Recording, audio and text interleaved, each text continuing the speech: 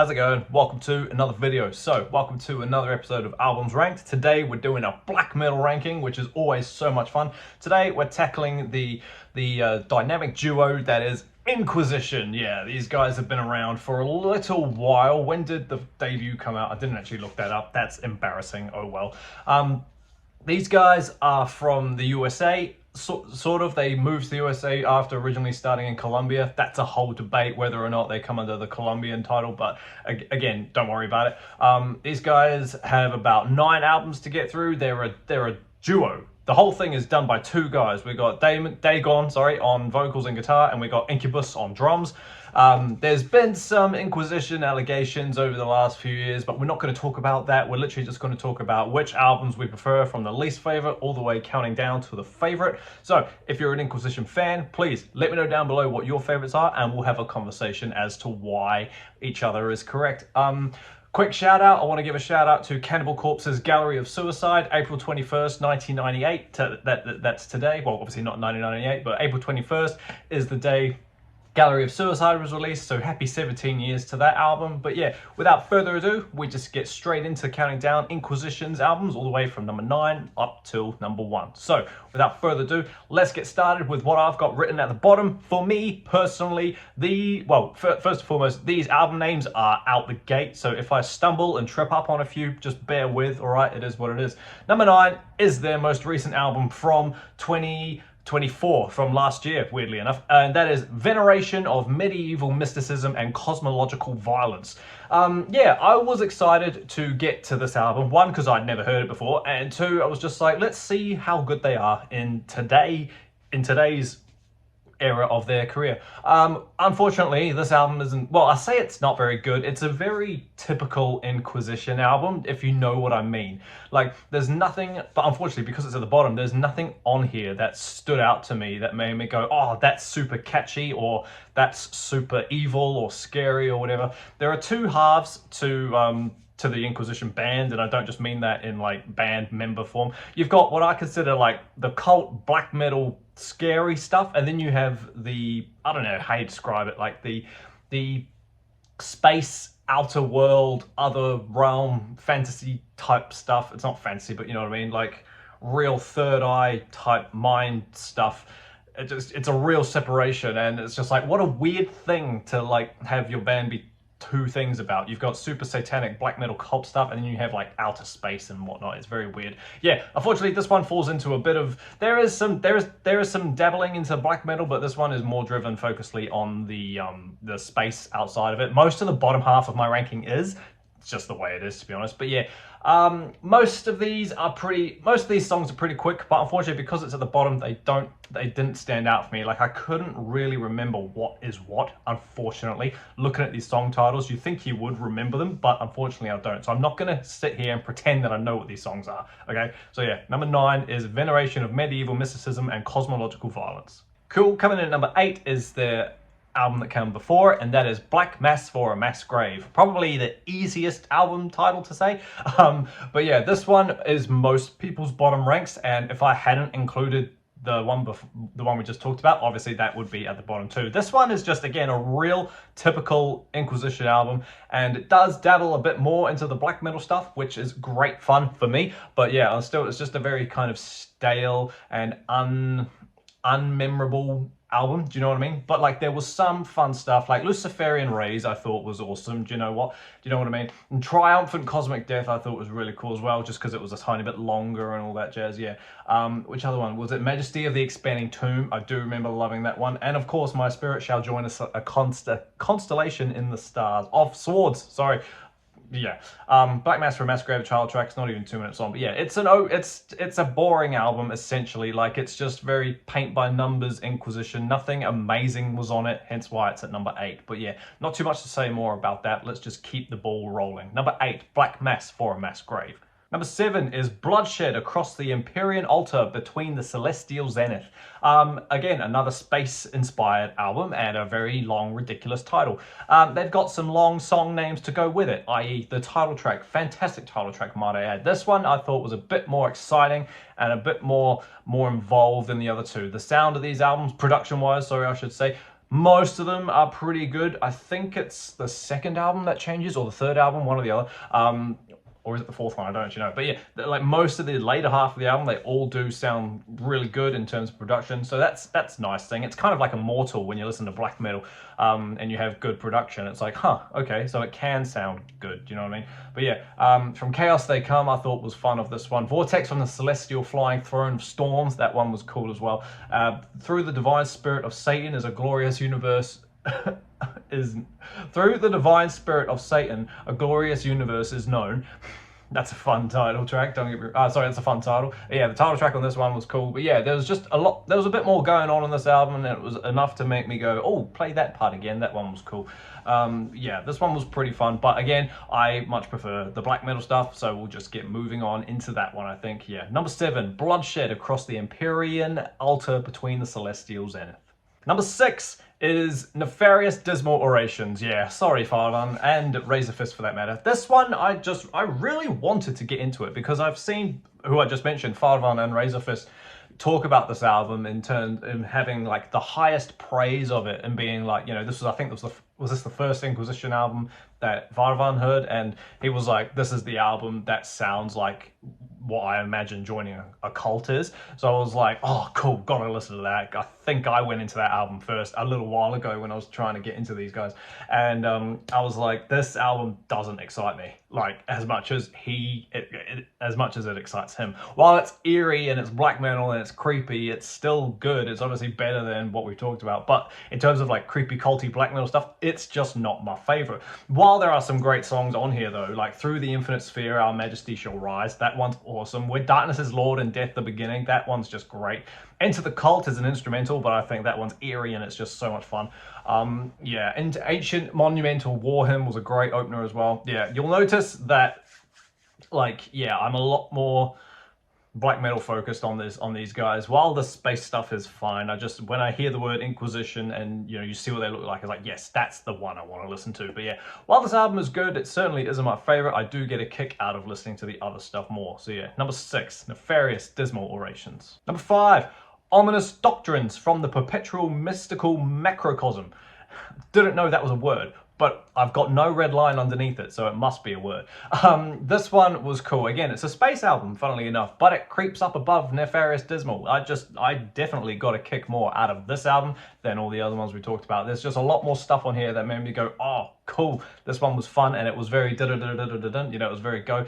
The drumming on these albums are absolutely insane, and so are the riffs, obviously, and like, it needs to sound big and whole and a great massive wall of sound, considering there's only 2 members in the band. They don't have a bass player. That's the fun part. It's just like, how does it sound so big and loud without a bass player? It's got to be all that equalizing, I'm sure. I'm not a musical producer. Astral Path to Supreme Majesties, great opener. I thought that was awesome. Desolate Funeral Chant, that was cool. That was an awesome song, I thought so. Conjuration, not even a minute long, and it's an instrumental. Upon the Fire-Winged Demon, that one was great. Crepuscular Battle Hymn, great stuff. I love that. Across the Abyss and Ancient Horns, Bray. Yeah, honestly, this one was fun, and it looks like a spacey album, it sounds like a spacey album, but when you have songs like Desperate Funeral Chant and Command of the Dark Crown, it's got black metal in it, hence why it creeps up. So yeah, number 5, Ominous Doctrines of the Perpetual Mystical Macrocosm. Number 4 is Obscure Verses from the Multiverse. Yeah, I'm surprised as well. This one creeped up. I found myself listening to this one more and more, and what put this above everything else, pretty much for the sake of argument, it's pretty much the second half of the album. I thought the second half of the Multiverse was so much better than the first half, and the second half of the Multiverse is a lot better than all the other albums put together, like the ones we've talked about. So it was just like, the onflowing from Joined by Dark Matter and Repelled by Dark Energy, going into Arrival of Eons After, Inversion of Ethereal White Stars, and Infinite Interstellar Genocide, they all sounded so good. They stood out to me, and I was just like, good God, that they sound good, and they sound evil and scary, and they have their parts of everything. It was just really, really cool. And yeah, Darkness Flows Towards Unseen Horizons and the title track, it was fun. It's a great album, and it's definitely one of the better. Is it spacified? I'm not sure. It's kind of floating in between at the moment, but like, it's yeah, I thought this one was much better than the others. So yeah, number 4, obscure verses from the multiverse. Number 3, magnificent glorification of Lucifer. Here we go, the 3 cultist black metal albums you are ever going to hear in your life. The drumming on these albums, the riffing, Dagon's vocals, it sounds like a throat clog croaking. It's just absolutely insane. When I first heard Inquisition a good while ago, it was the vocals that I struggled to get behind. You know, it's that real whiny, as I said, frog croak, de-mysterious type of style. But honestly, I read what he was trying to portray with his vocal style and how he was trying to sound like pretty much something unworldly, something they had never heard before. And the way people responded to it was, well, hey, I did what I set out to. I sound like nothing you've ever heard. And honestly, after jamming all these albums, it freaking works. Like, the vocal performance of Dagon is absolutely insane. It's creepy, and yeah, it is. These 3 albums, what we've got left, are very culty and just so eerie and creepy. It's so fun. Magnificent Glorification of Lucifer is a fantastic album, baptized in black goat blood. Just that in itself. Come on, man. Crush the Jewish Prophet. Fantastic song. Absolutely love that one. Of blood and darkness we're born, under the black inverted pentagram, just impaled by the cryptic horns of Baphomet. You don't even need to hear these songs to know that we mean business on this album. Look at the goddamn title. We summon the winds of fire for the burning of all holiness. Happy Easter, everybody. This stuff is just insane. It's wild. It's honestly wild. It's absolutely amazing. If you haven't heard this one, I highly recommend you go check it out. But yeah, there are just ones that I love a lot more. So number 3, magnificent glorification of Lucifer. Oh. Number 2, invoking the majestic throne of Satan. This is, when I heard this, I was just like, good God, what's happening right now? I feel like I'm being converted. This is just absolutely insane. If you haven't already left a comment about the album covers that I've chosen, I don't care. I prefer these funny looking cartoony ones. While the original album cover of this one in particular is incredibly frightening and evil, to me there's just something awesome and cartoony about these ones. I love this one. So yeah, you're gonna see this and on number 1 as well, if I didn't show it on number 3 already. Don't know yet. But anyway, the invoking the majestic throne of Satan is just fan-goddamn-tastic. Embraced by the unholy powers of death and destruction is just an opening godsend. It's so fun. Kill with hate. Rituals of the human sacrifice for our Lord Baal. That one's just amazing. The title track, Invoking the Majestic Throne. But my favorite on this one has to be Hail the King of All Heathens. It's got that almost Celtic vibe going on in it. It's just damn catchy, and that was the first song off this album that really made me go, wait a minute, play that again. You know, it was just like, this is good stuff.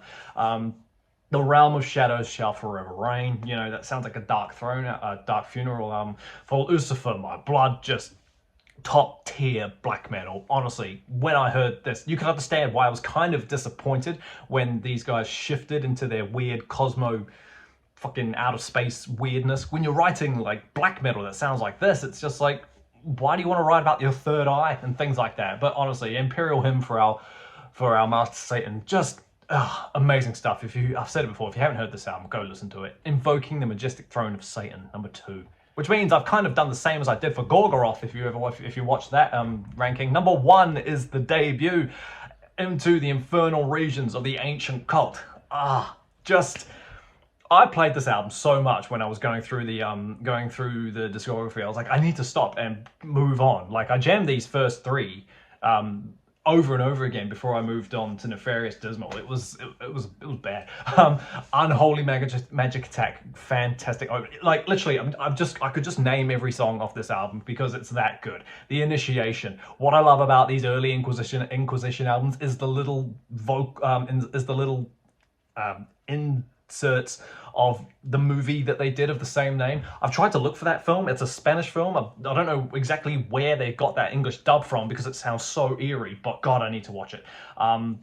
Summoned by ancient wizards under a black moon, just like I said, the Initiation, Those of the Night, that riff in it, it's just so good. The title track, even though it's an instrumental, it's amazing. You can't deny. Ancient Wizards Under a Black Moon is 10 minutes long. Don't know if it warrants 10 minutes, but God, it's amazing.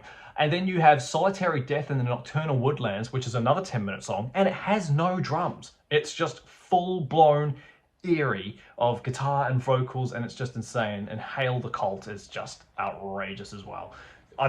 Sorry, I think I'm getting confused. Hail the Cult's the one with no... Sorry, I'm just scratching my arm. Hail the Cult's the one with no drums. I can't remember. But they're both all amazing, don't get me wrong. Journey into Infernal, that one. Just great stuff, honestly. Track by track by track by track. If you haven't heard Into the Ancient Cult, go listen to it. Number 1, Into the Infernal Regions of the Ancient Cult. Sweet as team, thank you so much for hanging out with me while I sit here and get increasingly more passionate about Inquisition albums. Like I said at the start, let me know down below what your favorites are. Do you like the debut as much as me, or are you more into the Inquisitional space type stuff? We'll have a conversation and it will be good fun. Keep an eye out for my next video. I've got a few cute little top 10 listy things coming out over the next few weeks, so keep an eye out for those. But until that happens, everybody, stay inside, stay safe, jam Inquisition, and I'll see you all in the next video. See you later.